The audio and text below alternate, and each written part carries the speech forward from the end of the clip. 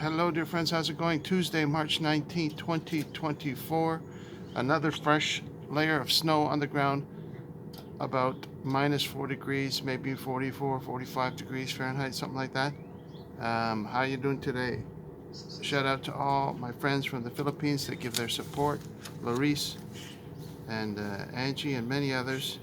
Also, shout out to Blinkers 1411. Thank you for your kind comments, Blinkers. Much appreciated. Today, I want to cover section 3 in Thinking Fast and Slow. I was reading this last night in the wee hours, and I found several interesting things about this section of the book. As they say, I am pot committed because I've already gone through so much. Part 3 is called Overconfidence. Overconfidence. And this is a book about psychology and statistics. The partner of the gentleman of Daniel Kahneman, his name was Amos. He was considered himself a Jewish atheist, and now I can understand probably this author is as well. Chapter 19, called The Illusion of Understanding, he quotes from Nassim Taleb a lot, the book The Black Swan, right, where unexpected events occur and so on. And so I'm going to go through quickly so that I don't take too long with this video. It might get boring for a lot of people, and there's not a lot of people that's going to be interested in this topic, but there you go. Forgive me, just warming up with a little bit of tea. Chapter 20, The Illusion of Validity. Now he makes reference here on page 212. Subjective confidence he's talking about. He says, declarations of high confidence mainly tell you that an individual has constructed a coherent story in his mind, not necessarily that the story is true. He goes on to talk about how most experts are not experts at all. They only think they're experts, and he gives his reasons for that. Then he moves into the area of the illusion of stock picking skill, and he references the book A Random Walk Down Wall Street. I read that many years ago, and I know what he's talking about here is that random choices for stocks usually outperform professional money managers, professional mutual fund managers. Yet most mutual funds will not outperform their previous year. They'll regress to the mean, and you'll do better than if you just pick randomly, as they say. And something interesting he said on page 214 is that men usually act on their useless ideas significantly more than women, and that as a result, women achieve better investment results than men. He was saying how people will sell their winners and end up hanging on to their losers for too long. It's a common human behavior when it comes to stock picking. So that's a good reminder. And that book, Random Walk Down Wall Street, is a very excellent, highly recommended reading book for anybody interested in learning about the stock market. He makes an interesting point on page 217 that jumped out at me. He says, people can maintain an unshakable faith in any proposition, however absurd, when they are sustained by a community of like-minded believers. You see this in the atheist community and in various cults and things like that.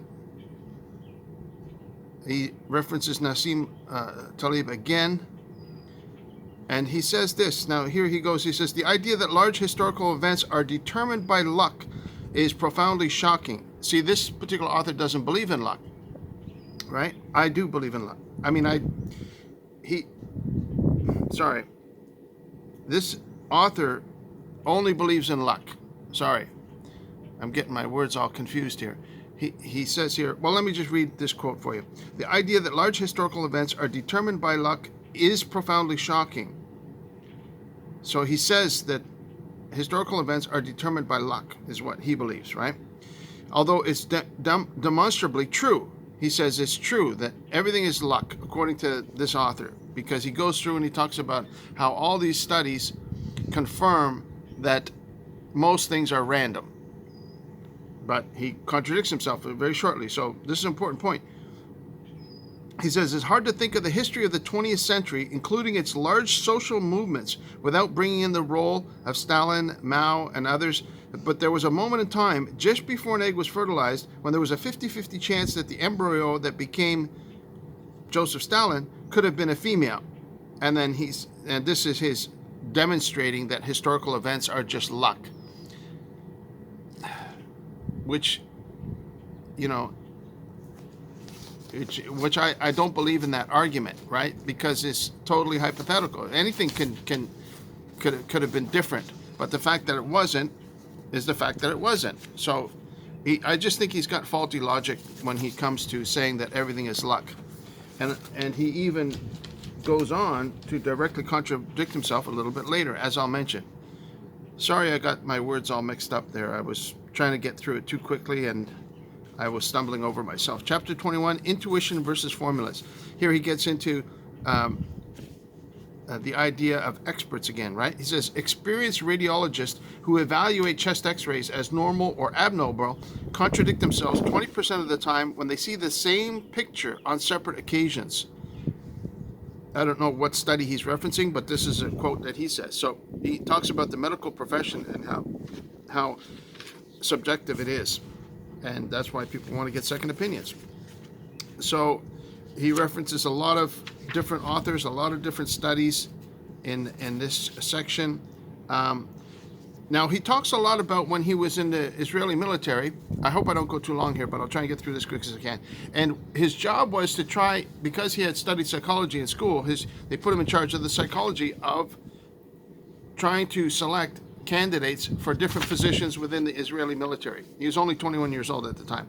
And so he came up with these questions to ask the candidates. And based on their answers to these questions, and they also got some studies from the British cooperative exercises, and depending how they did in these cooperative exercises to move a log over a barrier, they would determine who had good leadership skills and so on. But he said, the results was just random, but he doesn't give any specific data for that. He's just quoting anecdotally.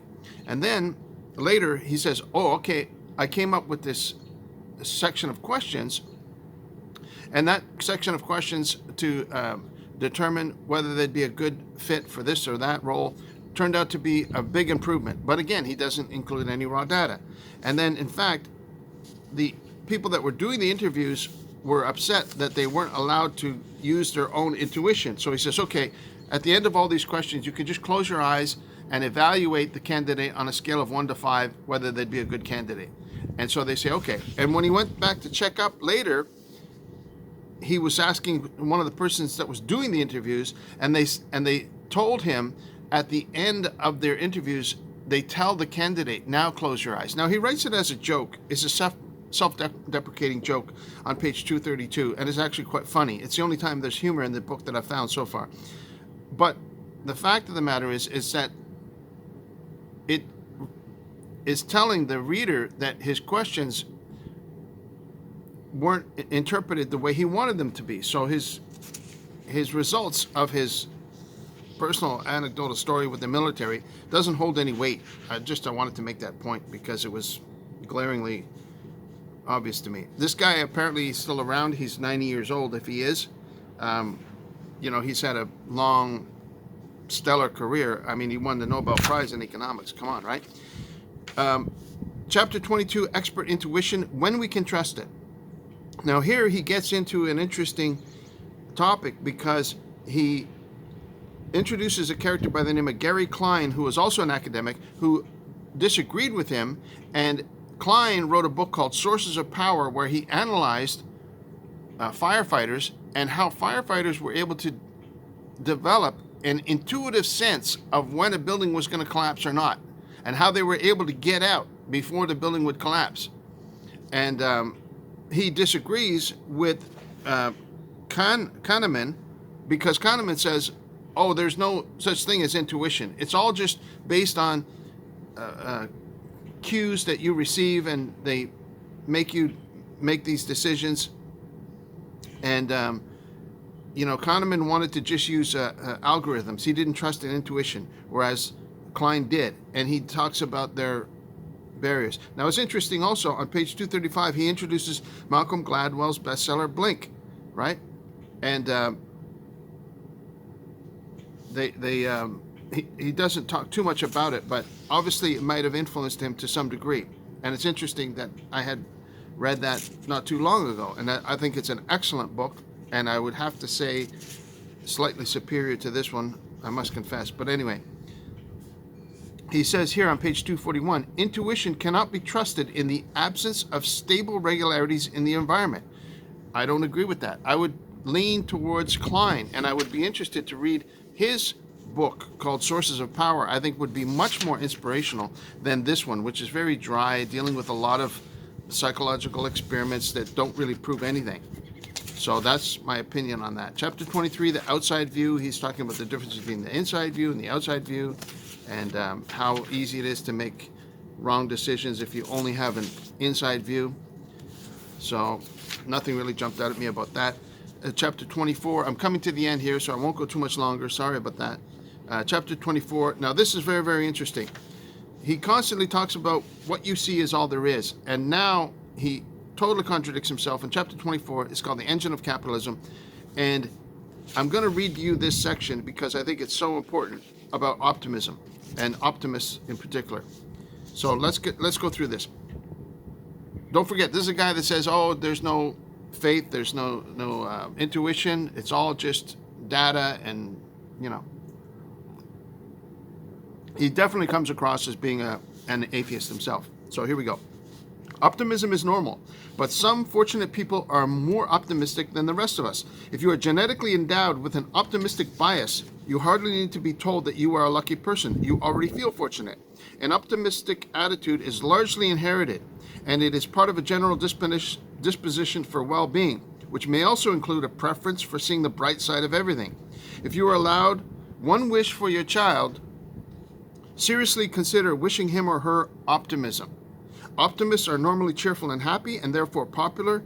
They are resilient in adapting to failures and hardships. Their chances of clinical depression are reduced. Their immune system is stronger. They take better care of their health. They feel healthier than others, and in fact, are likely to live longer. A study of people who exaggerate their expected lifespan beyond actual predictions showed that they work longer hours, are more optimistic about their future income, more likely to remarry after having a divorce, on and on and on, more prone to be better on individual of course, blessing. Okay, it goes on and on and on, right? But he's talking about how great optimism is. And entrepreneurs are usually optimists and so on. Success confirms their faith, right? Evidence suggests that an optimistic plays a role. So this section is very, very interesting because what is he talking about when he's talking about optimism? He's talking about faith in the future, right? He even mentions the word faith in here. He says, their experiences of success have confirmed their faith in their judgment and in their ability to control events.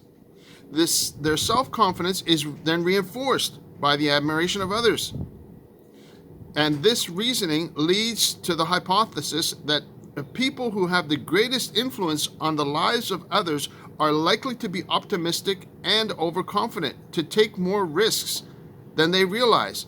He tries to kind of say, oh, they're too risk prone, but he's stating it as a fact. He's saying to have optimism means you have faith.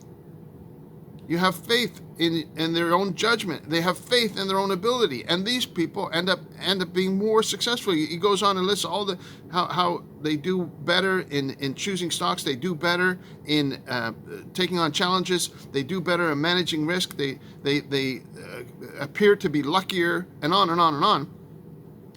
And so this is contrary to all the studies he did in psychology, saying that it's just random, right? There's no such thing as intuition. It's just random. And boom, page 255 and 256. That is an amazing thing that he actually included that. Now, as soon as he finishes that, he goes on to talk about as many examples of entrepreneurs as he can find that had diluted ideas and they were wrong about their own skills. And so he sort of tries to counteract it in the rest of the chapter. But the fact that he comes out and says that, and to say the greatest gift you could give to your kid is to hope that they are optimists, that is a very, very powerful statement. That's the end of section 3, the parts that I wanted to cover, and that were so very, very glaringly obvious to me as I was reading through it. So if I could share anything with you from that, is he says that everything is random. If we look at Proverbs 16 verse 33, it says the lot is cast into the lap, but its every decision is from the Lord. So what Solomon was saying is that there is no luck.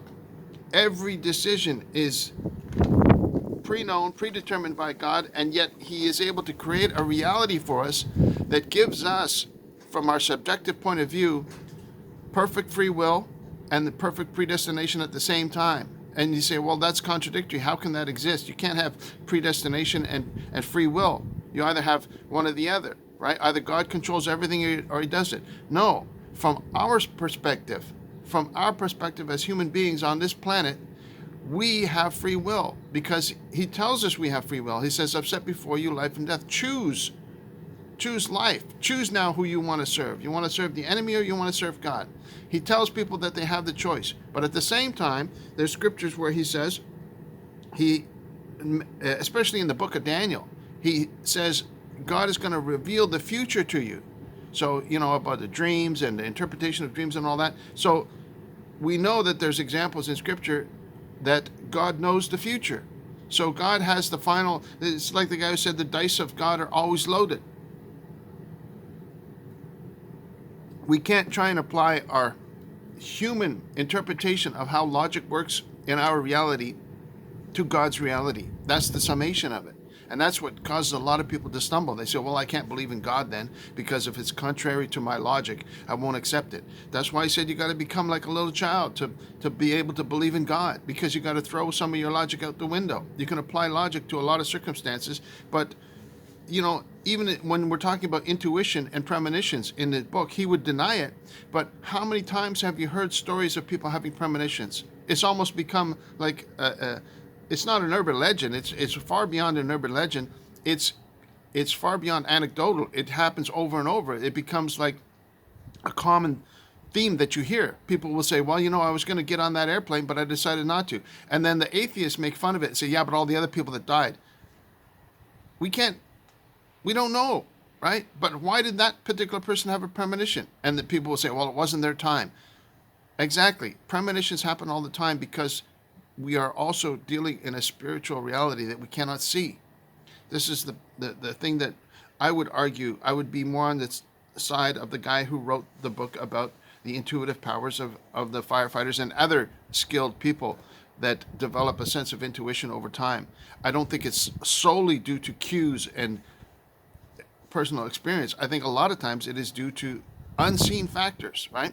Someone develops a sense of intuition, and you hear this in guys that have experienced in the military. A lot of times they said, I was going to walk this way, and I walked the other way, and there was a landmine over there. Or I was going to pop my head up, and I put it down at the right time, and a bullet flew over the top of his head. You hear that all the time in stories of people that have had near misses, been delivered from disastrous circumstances that were far beyond chance. In fact, in Carl Jung's book, Carl Gustav Jung wrote a book called Synchronicity, and he talks about things that occur that are beyond chance, that just go beyond chance. It's impossible to have something happen that is so unlikely that he couldn't explain it, and he was a famous psychologist, and so you have to go beyond human logic to explain the events that we see happen all around us all the time. So got through, oh, there goes a rabbit. Oh my goodness, where is he going? Just ran across my field of vision. It's good luck. Anyway, thank you again for watching. God bless you. I hope you're able to survive this cold weather we're having today. It is freaking cold outside. I don't know if you can see my breath or not, but it's very, very cold. And I'm finally getting something out of this book. And section 3, we'll see what section 4 has in store. But it's interesting because the author is a little bit all over the place. I mean, God bless him, he's did a lot of study in psychology. There's no doubt about that. But for me, a lot of it is kind of wasted efforts, but that's neither here nor there. So good for him. Okay, I got to get on with the day. It's obviously my brain is scrambled because it's too early in the morning. We'll talk to you soon. God bless you. Thanks for watching. Bye-bye.